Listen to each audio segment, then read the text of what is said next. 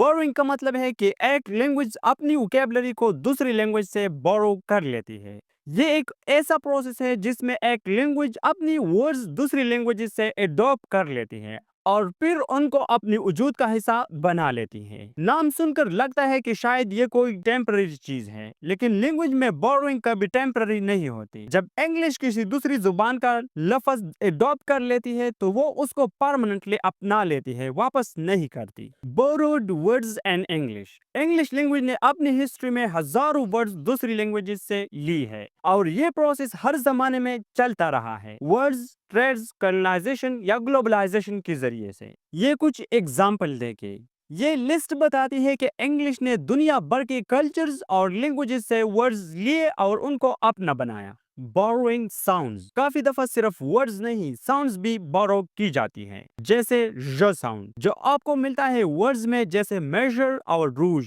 ये sounds French से English में आई हैं। पहले ये इंग्लिश का पार्ट नहीं थी, लेकिन अब हो गई है। और ये प्रोसेस वन वे नहीं है, दूसरी लैंग्वेजेस भी इंग्लिश से वर्ड्स बोरो कर लेती है। For example Japanese, Spanish, Hungarian, French, yes even French. मतलब है कि लैंग्वेजेस का आपस में बोरोइंग के मामलात चलते रहते हैं, एक दूसरे से वर्ड्स बोरो कर लेते हैं।